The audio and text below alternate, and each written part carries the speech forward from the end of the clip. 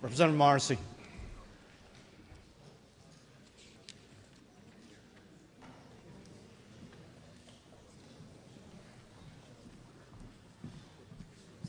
Representative Morrissey from Precinct 8.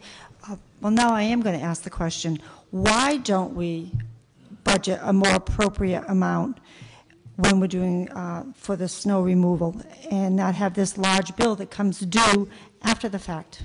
Town manager, please. Thank you, Mr. Moderator. The mechanism for funding the snow and ice is actually fairly common across all communities in the Commonwealth. We do appropriate an amount of money every year. We do anticipate a deficit, and we do actually plan on some way to cover that deficit. This is actually the first year since I've been here that we haven't been able to cover this deficit with additional funds that were available in the fall. We had estimated that state aid would be cut by 5% when we put the budget together. Depending upon what numbers you want to look at, the state aid cut was almost 20%. We normally would look at what we considered to be our estimated new growth. Our estimated new growth won't have any additional money in there. So even though it's considered, you know, like some people say, we do anticipate the deficit, so we don't really believe that we're not actually being honest with our budget.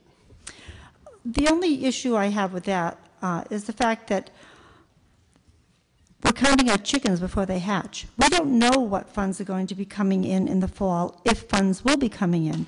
And because of that, we're having to use our free cash stabilization money for bills that we know, it's like, you know, every winter your gas bill is going to go up. You better have planned to pay more for your gas bill in January and February than you do in May and June.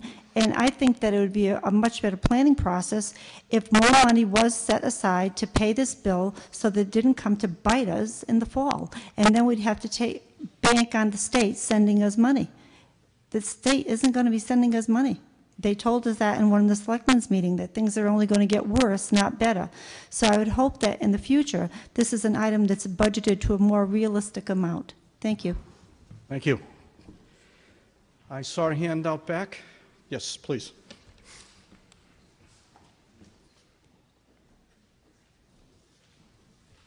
Bob Hamilton, Precinct 10.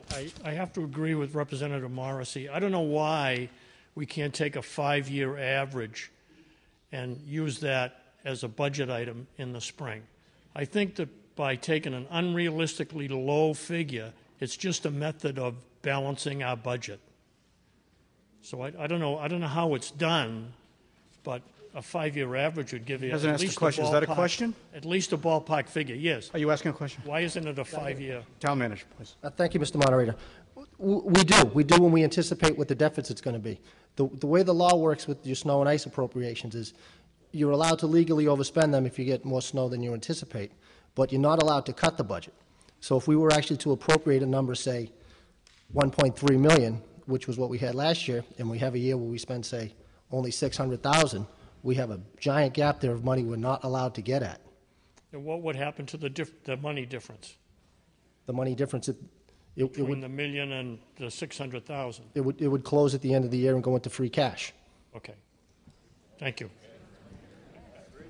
Anyone else? I see one more hand back here. Sir, please come forward. Representative Tracy. Representative Tracy, Precinct 6.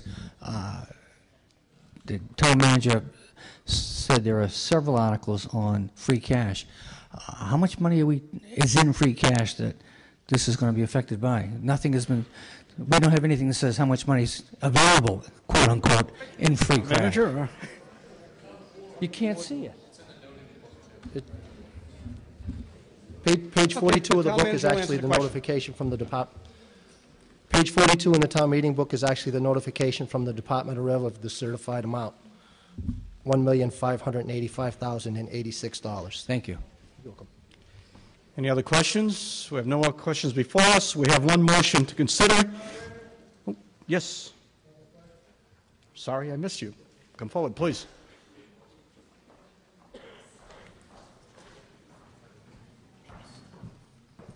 Sal Paul, Precinct 5. I'm sure all the town meeting reps understand that, as well as trying to cut the thing, we could add to it. So you could get up here and add to all those budgets when we do the budget.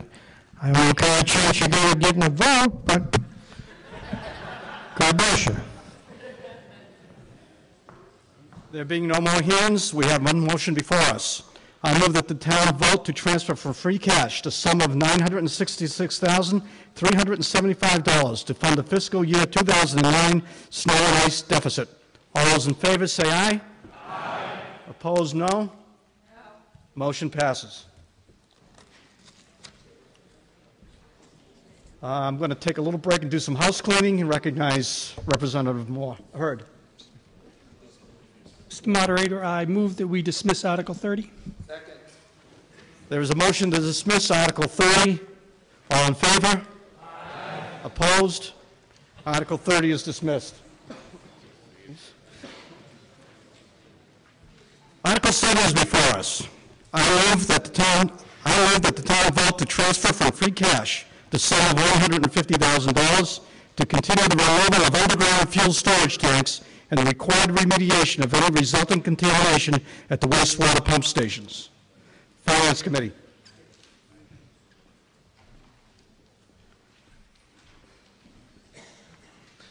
This article is Phase 2 in the fuel storage tank removal program.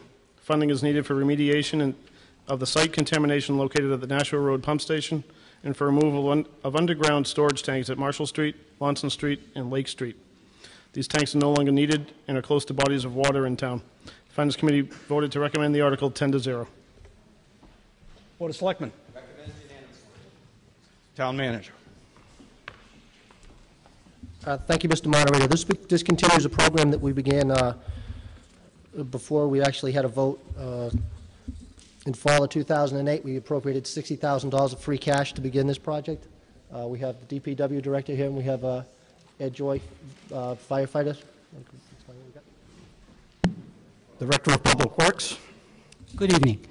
Last fall, you have funded $60,000 to remove 4 tanks. These 4 tanks have been removed. One of those tanks on Nashua Road, we encountered a significant contamination. We are required by DEP that we come up with a contingency plan. This article, portion of this article will fund this contingency plan for Nashua Road, and in addition to that, we are asking you to fund a removal of another 3 pump station, and that I have actually provided that in the document that was outside, and I think we'll entertain any questions.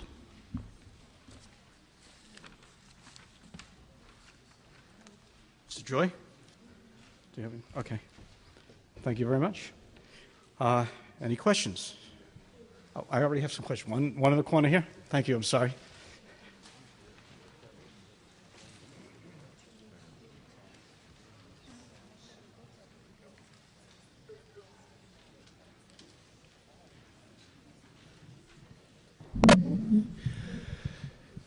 Marianne Wolf, Precinct 11.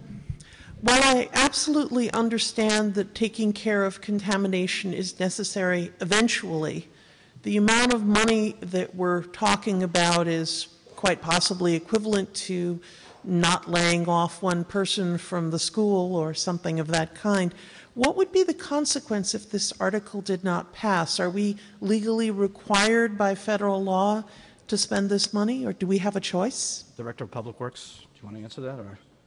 Oh, Mr. Joy.